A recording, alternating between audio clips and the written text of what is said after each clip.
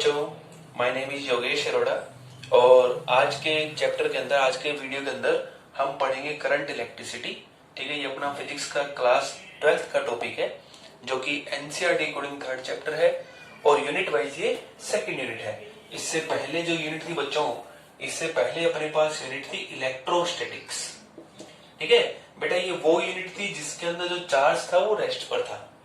अब हम क्या करेंगे, चार्ज को चलाएंगे और चार्ज चलेगा तो करंट बनेगा, इसलिए इस चैप्टर का नाम क्या है, करंट इलेक्ट्रिसिटी नाम है। तो चलिए सबसे पहले अपन करंट की ही बात कर लेते हैं।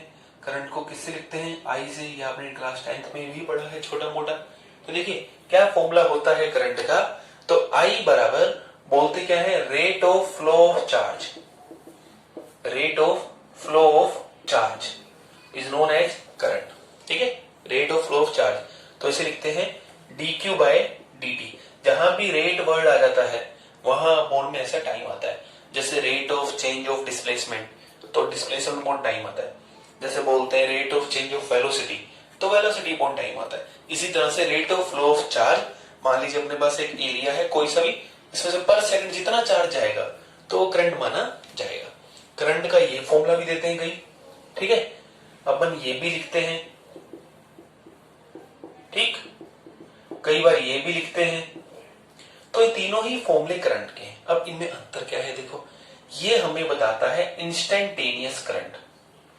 ठीक है, ये हमें बताता है इंस्टेंटेनियस करंट बताता है। इंस्टेंटेनियस करंट मतलब कि किसी समय टी पर करंट बताता है जब टी बहुत छोटा है। ये हमें कौन सा करंट बताता है, ये हमें एवरेज करंट बताता है। जैसे मान लो कि बोलो कि बेटा किसी तार के अंदर, वायर के अंदर चार्ज की इक्वेशन ये है और आपको ने कहा बेटा इसका क्या निकालना है, टाइम, करंट निकाल दो t इक्वल टू 2 सेकंड पे। तो बेटा आप कैसे करोगे, आप करोगे dq by dt equal to क्या आएगा, i। अब dq बाई dt करोगे तो इसका डिफरेंशियल 2 आगे आएगा, 60 प्लस 2t का 2, t इक्वल टू 2 रखोगे, t इंटू इस तरह से यहाँ 2 रखकर प्लस 2 कितना आएगा, 14 एम्पियर। तो बेटा यहाँ जो आपने करंट निकाला वो इंस्टेंटेनियस मतलब कि किसी पर्टिकुलर टाइम पर निकाला। तो ये कौन सा टाइम हो गया, पर्टिकुलर टाइम, इसलिए कौन सा करंट हो गया, इंस्टेंटेनियस करंट हो गया। ठीक है, तो ये मतलब है इंस्टेंटेनियस करंट का dq बाय dt। नेक्स्ट आता है बेटा I equal to q2 minus q1 upon dt। देखिए इसमें क्या आएगा, जैसे मैं बोलूं कि एक वायर है, ठीक है, एक वायर में 4 सेकंड में 10 कूलम चार्ज फ्लो हो गया, तो बताओ इसमें करंट कितना हुआ। तो आप करोगे I इक्वल टू कितना चार्ज 10, कितना टाइम 4, कितना आया 2.5 सेकंड। तो यहां जो ये करंट है ये कौन सा करंट है, एवरेज। ये हमने एवरेज दिया कि 4 सेकंड में 10 कूलम का चार्ज चला गया।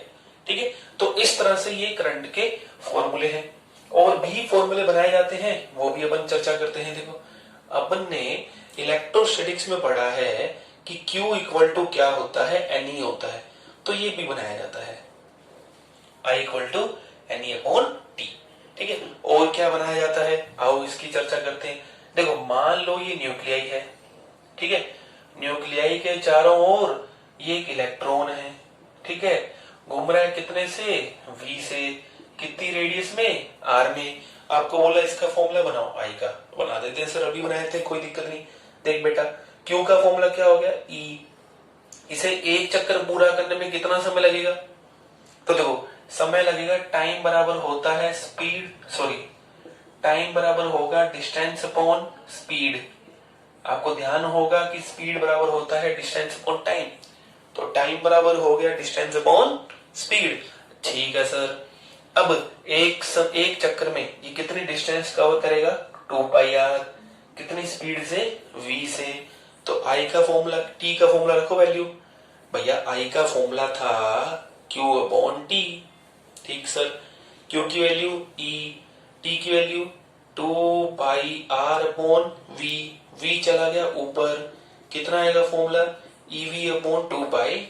ये फॉर्मूला किस चीज का है, जब एक इलेक्ट्रॉन न्यूक्लियाई में, या सॉरी एक इलेक्ट्रॉन ऑर्बिट में v स्पीड से चक्कर लगा रहा है, ये तब का फॉर्मूला है।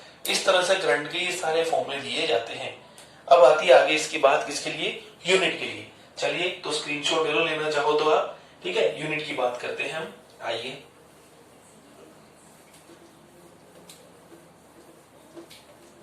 देखिए यूनिट की बात करते हैं तो करंट की जो यूनिट होती है एम्पियर, जिसे हम ए से एब्रीवेट करते हैं, ठीक है। स्केलर है, वेक्टर है, तो ये स्केलर क्वांटिटी। अच्छा डायमेंशन क्या होगी, इसकी भी चर्चा लिख देते हैं। तो डायमेंशन होगी इसकी A1, ठीक है। स्केलर है, वेक्टर है, स्केलर है, कई लोग इसे टेंसर भी बोलते हैं। टेंसर मतलब नाइदर स्केलर नोर वेक्टर, ना तो स्केलर है और ना ही ये वेक्टर है। अब ऐसा क्यों कहते हैं ये सुनो। करंट की दी जाती है डायरेक्शन, करंट की डायरेक्शन दी जाती है, तो ये होगी करंट की डायरेक्शन आई। यदि इधर प्लस आई है तो इस तरफ माइनस आई है, डायरेक्शन के कारण इसे वेक्टर बोलते हैं। लेकिन ये एडिशन रूल को फॉलो नहीं करता, does not follows vector addition law. Vector का जो एडिशन का रूल होता है ये वो फॉलो नहीं करता है, ठीक है। इसलिए ये कैसी है, स्केलर भी नहीं है, वेक्टर भी नहीं, टेंसर या एक स्केलर, जनरली स्केलर भी बोलते हैं। स्केलर बोलने का आगे चल के आपको मैं प्रूफ भी दूंगा कि इसे स्केलर क्यों बोलते हैं, ठीक है। तो ये है अपने पास करंट के बारे में बात। अब बात की जाए डायरेक्शन की, तो करंट की डायरेक्शन इलेक्ट्रॉन्स के फ्लो के अपोजिट होती है, ठीक है। करंट की डायरेक्शन इलेक्ट्रॉन्स के फ्लो के अपोजिट होती है और बैटरी के प्लस से माइनस की ओर होती है, ठीक है। तो ये है आपके पास करंट के बारे में चर्चा, ठीक है भैया। नेक्स्ट आगे बात करते हैं हम, आइए नेक्स्ट आगे देखिए। नेक्स्ट हमारे अलग अलग टॉपिक आएंगे और इस वीडियो के अंदर हम एक टॉपिक कवर करेंगे जिसका नाम क्या है, ड्रिफ्ट वेलोसिटी, जिसे हम किससे लिखते हैं, वीडी से लिखते हैं, ठीक है। आइए ड्रिफ्ट वेलोसिटी की चर्चा करते हैं। देखिए क्या है ड्रिफ्ट वेलोसिटी। सबसे पहले बात उठाता हूं मैं किसकी, फ्री इलेक्ट्रॉन की। फ्री इलेक्ट्रॉन क्या होता है, पहले इसके बारे में बात करते हैं। देखो ये न्यूक्लियाई है, न्यूक्लियाई के चारों ओर इलेक्ट्रॉन घूम रहा है बड़े प्यार से, आराम से। अब आपने टेम्परेचर बढ़ाया, टेम्परेचर बढ़ाया तो इसकी स्पीड बढ़ती चली जाएगी। क्यों, क्योंकि इसे थर्मल एनर्जी मिलेगी। आप टेम्परेचर दोगे वो एनर्जी से थर्मल एनर्जी के रूप में मिलेगी, ठीक है। तो स्पीड बढ़ती जाएगी तो क्या होगा, यहां से बाहर निकल जाएगा, ठीक है। इस ऑर्बिट को छोड़ करिए, बाहर निकल जाएगा, आउटर मोस्ट ऑर्बिट को। तो ये इलेक्ट्रॉन कैसा इलेक्ट्रॉन है, ये इलेक्ट्रॉन है फ्री इलेक्ट्रॉन।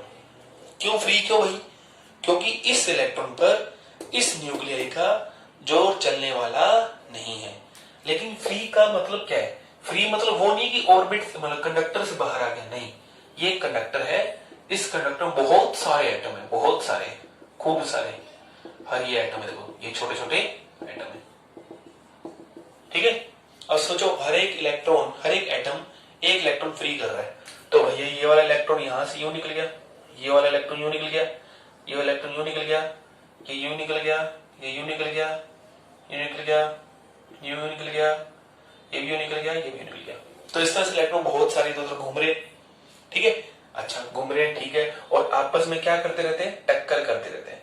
इसे हम बोलते हैं रैंडमली मोशन कर रहे हैं, ठीक है, रैंडमली मोशन कर रहे हैं एंड कोलाइड इलास्टिकली। इलास्टिकली मतलब इनके बीच में इनकी एनर्जी का कोई लॉस नहीं हो रहा है। तो इस कारण से शुरू में average speed of electron, average speed of electron, average velocity, average speed लिख लीजिए, average velocity of electron, speed नहीं, एवरेज वेलोसिटी ऑफ इलेक्ट्रॉन कितनी आएगी, तो देखो एक जा रहा इधर, एक जा रहा इधर, एक जा रहा ऊपर, दूसरा जा रहा नीचे, एक जा रहा यूं, एक आ रहा यूं। तो ऐसे में टोटल एवरेज कितना आएगा, एवरेज आएगा जीरो, एक प्लस का एक माइनस का। इस कारण से हम ये कहेंगे कि जब तक हमने यहां कोई बैटरी नहीं लगाई, बैटरी मतलब इलेक्ट्रिक फील्ड नहीं लगाया, ठीक है, जब तक हमने यहां कोई इलेक्ट्रिक फील्ड नहीं लगाई, तो ऐसे के अंदर average speed, average velocity of electron will be zero, ठीक है। यहां तक समझ आए, इसको अपन लिखते हैं, ठीक है। In absence of electric field की एब्सेंस में, इलेक्ट्रिक बैटरी, ठीक है, in absence of electric field electrons are moving randomly, ठीक है, रैंडमली घूमते रहते हैं, ठीक, and colloids elastically,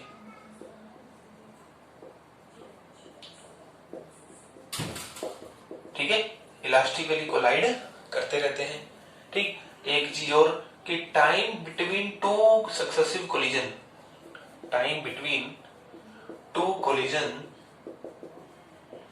is known as, किस नाम से जानते हैं, रिलैक्सेशन टाइम के नाम से जानते हैं। दो टक्कर के बीच में लगने वाले टाइम को हम रिलैक्सेशन टाइम कहते हैं, जिसे हम टो से लिखते हैं, ठीक है। यहां तक बात समझ आए, चलिए भाई बढ़िया है, अच्छी बात है। नेक्स्ट देखिए क्या आता है, नेक्स्ट इसके बाद देखिए तो इसे रिलैक्सेशन टाइम टो के नाम से जानते हैं, ओके। तो इन absence of electric field, electric field की एब्सेंस में, इन absence of electric field net average velocity of electron,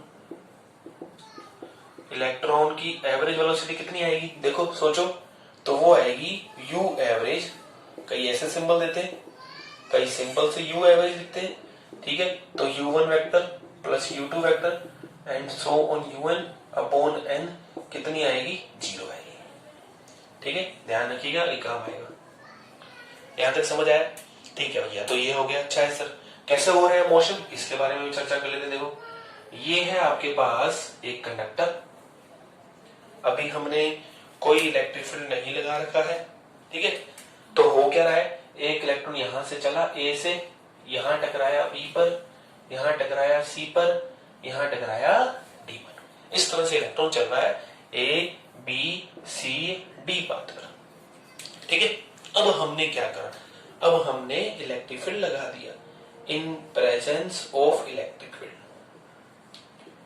अब हमने इलेक्ट्रिक फील्ड लगा दिया। जब हमने इलेक्ट्रिक फील्ड लगाया तो क्या हुआ, इलेक्ट्रिक फील्ड लगाने का मतलब हमने बैटरी लगा दी, ये लो, प्लस से किस ओर, माइनस की ओर बैटरी लगा दी, ठीक है सर। बैटरी लगा दी, क्या हुआ फिर, जैसे ही बैटरी लगाई तो यहां आ गया प्लस और यहां आ गया माइनस, ठीक है, यहां आ गया प्लस और यहां आ गया माइनस, ठीक है सर। क्या होगा, ये माइनस इस इलेक्ट्रॉन को धक्का मारेगा, ये माइनस इस, क्योंकि माइनस के ऊपर इलेक्ट्रॉन के ऊपर कैसा चार्ज है, नेगेटिव, तो ये माइनस इस इलेक्ट्रॉन को धक्का मारेगा और ये बी की बजाय कहां टकराएगा, बी डैश पे टकराएगा, ठीक। इसी तरह से ये सी की बजाय कहां टकराएगा, सी डैश पे टकराएगा, इसी तरह से डी की बजाय कहां टकराएगा, डी डैश पे टकराएगा, ठीक है भैया, ओके सर। देखो ये शिफ्ट हो गया, ये भी शिफ्ट हो गया, ये भी शिफ्ट हो गया, शिफ्ट होने को इंग्लिश में बोलते हैं ड्रिफ्ट होना, खिसक गया, यहां की बजाय यहां टकराया तो खिसक गया, ड्रिफ्ट हो गया, इसलिए इसका नाम क्या रखा है, ड्रिफ्ट वेलोसिटी, समझ आया। तो इलेक्ट्रिक फील्ड की प्रेजेंस में होगा क्या, सारे इलेक्ट्रॉन खिसक खिसक के यूं चलने लगेंगे, ठीक है। अब हमने सारे इलेक्ट्रॉन को देखने की बजाय मैंने मान लिया एक ही इलेक्ट्रॉन यहां से खिसक खिसक के यहां आ गया, तो वो जो उसकी एवरेज वेलोसिटी थी, ये कह लीजिए सारे इलेक्ट्रॉनों के खिसकने की जो इधर की एवरेज वेलोसिटी थी, उस वेलोसिटी का नाम क्या रखा गया, ड्रिफ्ट वेलोसिटी रखा गया। तो ड्रिफ्ट वेलोसिटी क्या है, drift velocity is defined as the velocity in presence of electric field, ठीक है, as the velocity of electron in presence of electric field, ठीक। तो in presence of electric field क्या होगा, इलेक्ट्रॉन विल एक्सपीरियंस, ठीक है, इलेक्ट्रॉन विल एक्सपीरियंस फोर्स, ठीक, in opposite direction of electric field. तो इलेक्ट्रिक फील्ड की प्रेजेंस में इलेक्ट्रॉन जो है वो इलेक्ट्रिक फील्ड के अपोजिट फोर्स फील करेगा, मतलब इलेक्ट्रिक फील्ड इधर है, फोर्स इधर लग रहा है तो अपोजिट फोर्स फील कर रहा है, ठीक है, ये हमने लिखा है। तो अब क्या लिखते हैं, so drift velocity can be defined as the average velocity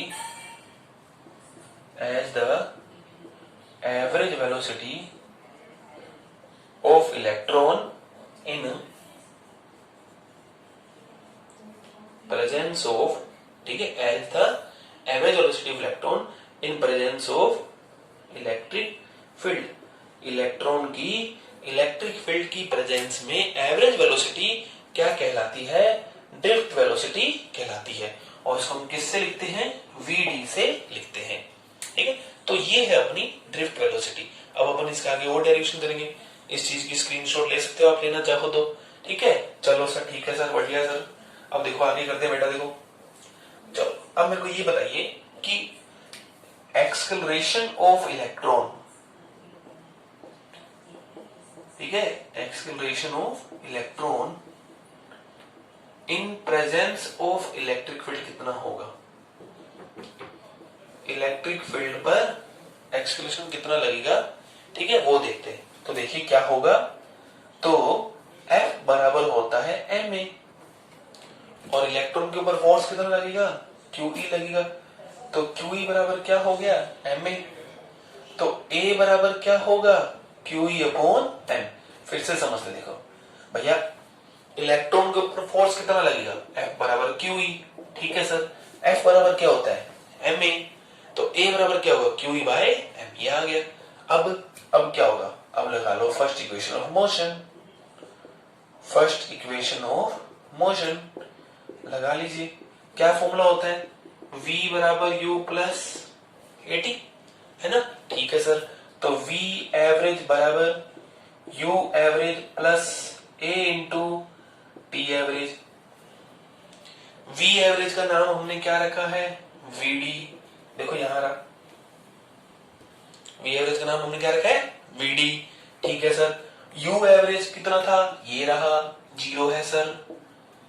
a कितना है? QE अपॉन m है सर। और t एवरेज मैंने क्या नाम दिया? टो। अब टो क्या है सर?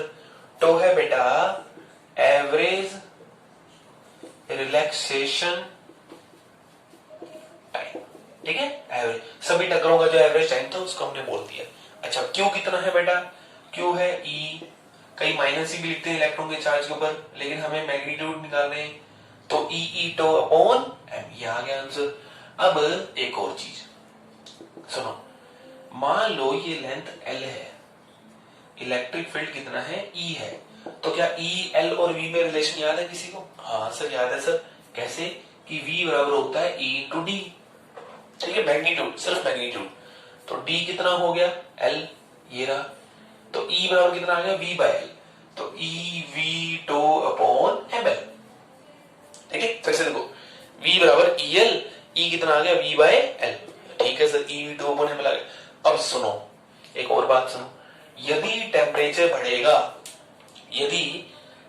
बढ़ेगा तो क्या होगा? सोचो, देखो, यदि टेम्परेचर इंक्रीज होगा तो क्या होगा? टेम्परेचर के इंक्रीज होने से इलेक्ट्रॉन के अंदर टकरें जल्दी होगी। पहले धीरे धीरे होती, अब तेज हो रही है। तेज होगी तो जो टकरों के बीच का टाइम है वो क्या होगा? वो डिक्रीज हो जाएगा, ठीक है। जैसे ही टेम्परेचर बढ़ा, नंबर ऑफ कोलिजन पर सेकंड बढ़ गए, धीरे धीरे होते तेज होने लगे, तो टाइम घट गया। तो vd कम हो जाएगा, ठीक है। सो ये अपना फॉर्मूला है ड्रिफ्ट वेलोसिटी का। ये अपना एक इंपॉर्टेंट टॉपिक है, ठीक है। ये अपना एक इंपॉर्टेंट टॉपिक है अपने सीबीएसई के अंदर, और इससे जुड़े जुड़े और भी डेरिवेशन है। तो ये अपना यहां तक का था। इसके बाद नेक्स्ट वीडियोस के अंदर हम पढ़ेंगे आगे और आई और वीडी के अंदर रिलेशन। तो अब आज के लिए इतना ही। Thank you, have a nice day.